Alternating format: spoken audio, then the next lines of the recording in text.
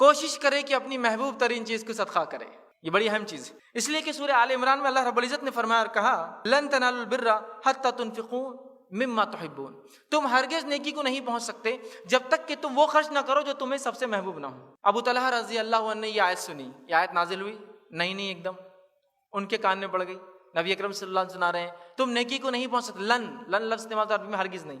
لن تنالوا البر، تم نہیں پہنچ سکتے ہرگز نیکی کو. کب تک؟ جب تک وہ خرچ نہ کرو جو تمہیں محبت ہے. وہ نکلے نبی اکرم صلی اللہ علیہ وسلم کے پاس آئے، اور یہ صحیح بخاری میں واقعہ ہے. نکل کے آیا کہ اللہ کے رسول صلی اللہ علیہ وسلم میرا ایک بڑا پسندیدہ باغ ہے، بیروہا کا ایک باغ ہے، ایک ایسا باغ جس کے کھجور بھی میٹھے تھے، اس کا پانی میٹھا تھا. اور نبی اکرم صلی اللہ علیہ وسلم عصر کی نماز کے بعد ان کے گھر آتے اور اس باغ میں بیٹھتے، اس کا پانی پیتے، اس کی کھجوریں کھاتے. تو کہا بیروہا کا سب سے قیمتی سب سے قیمتی پلاٹ تھا وہ، مدینے کا سب سے قیمتی کھیت تھا، اور سب سے بہترین کھجور کے جھاڑ اور میٹھا پانی تھا اس کے اندر. کہا یہ سب سے محبوب ہے، میں اس کو اللہ کی راہ میں صدقہ کرنا چاہتا ہوں، میں اس کو اللہ کی راہ میں صدقہ کرنا چاہتا ہوں. اللہ کے رسول صلی اللہ علیہ وسلم جب سنتے ہیں تو کہتے واہ یہ تو بڑا نفع بخش مال ہے، یہ تو بڑا نفع بخش مال ہے، بہت اچھا سودا ہے، نفع بخش. دنیا میں تو ہے ہی ہے، آخرت میں نفع بخش ہے. کہا اللہ کے رسول آپ گواہ رہیے، میں نے اس مال کو صدقہ کیا، آپ جہاں چاہے خرچ کر دے اب اس کو. تو اللہ کے رسول صلی اللہ علیہ وسلم نے فرمایا میں چاہتا ہوں کہ تمہارے رشتہ داروں میں ہی تم خرچ کر دو. تو کہا اللہ کے رسول ٹھیک ہے اپنے رشتہ داروں میں خرچ کر دیتا ہوں.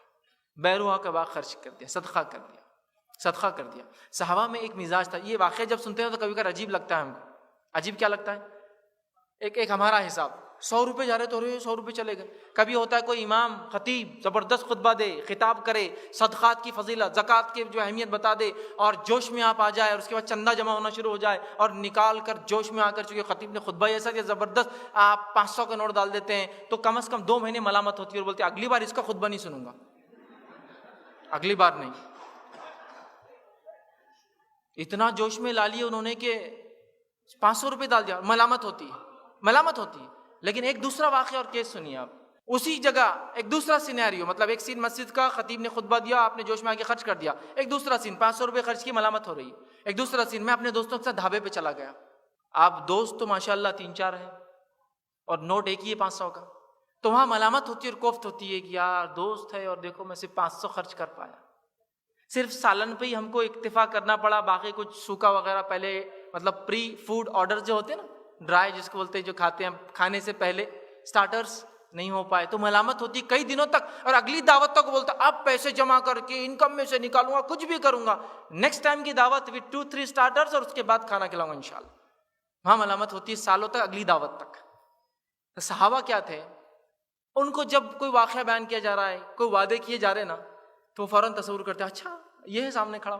تم نیکی کو نہیں پہنچ سکتے جب تک اپنا سب سے محبوب چیز خرچ نہ کرو. اب تو مجھے خرچ کرنا ہے اس لیے کہ میں نیکی کو نہیں پہنچ سکتا ہوں نا اس کے بغیر. تو چل پڑتے تھے. اصل ان کے تصورات بہت کلیئر تھے کتاب و سنت کی. اللہ کے وعدے اور رسول کے وعدے ان کے لیے ایک دم 100% کھڑے تھے. تو جیسا کوئی آدمی آ کر آپ کو بولے ایک شیئر آپ اگر لے لے میرے بزنس میں، انویسٹمنٹ اماؤنٹ 50,000، 1 لاکھ، 5 لاکھ، 10 لاکھ، 6 مہینے میں 10 لاکھ واپس، 6 مہینے میں. ارے بھیا یہ 10 لاکھ بھی لے لو، ارے بیگم بھیج دو پورا زیور 10 لاکھ میں، اگلے 6 مہینے میں 10 لاکھ بھیج دو، گاڑی sell out, business sell out, گھر بھیج دو، پلاٹ بھیج دو، سب دے دیے. اب 6 مہینے بعد جناب دکھ رہے نہیں. ارے کیا ہوا؟ ملامت، ندامت، پریشانی، آنکھوں پہ حلقے پڑ گئے. لوگ پوچھے تو کچھ نہیں بولے چونکہ شرما شرم لے کے بھاگ گیا ہو. اب کسی کو بول کے کہاں تک لینا ہے، پہلے تو یہ ہوگا مال بھی چلا گیا، اب ذلیل بھی ہوں گے. تو وہاں دے دیتے چونکہ اس نے خواب دکھایا آپ کو 6 منتھ کے. لیکن اللہ تعالیٰ بول رہا ہے کہ ایک کھجور بھی اگر تم دو صدقے میں تو اللہ ایسا بڑھاتا ہے جیسا تمہارے میں سے کوئی ایک بچڑے کو بڑھاتا ہے. نہیں یہ سمجھ میں نہیں آ رہا، کچھ لاجک سمجھ میں نہیں آ رہا ہے. وہ 10 لاکھ کا سمجھ میں آتا 6 مہینے بعد ریٹرن، اور احد پہاڑ کے برابر وہ کھجور ہوتا لیکن نہیں سمجھ میں آتی. صحابہ کو یہ وعدے بالکل نظر آتے تھے، ارے یہ ہو رہے چلو اس کو کرنا. تو وہ اپنے ذہن کو، وہ اطاعت جس کو کہتے ہیں، وہ فرمانبرداری اور وہ وعدوں کو اتنا سچا جانتے تھے کہ عمل کر گزرتے تھے. تو کوشش کریں جو محبوب چیز ہے اس کو خرچ کریں.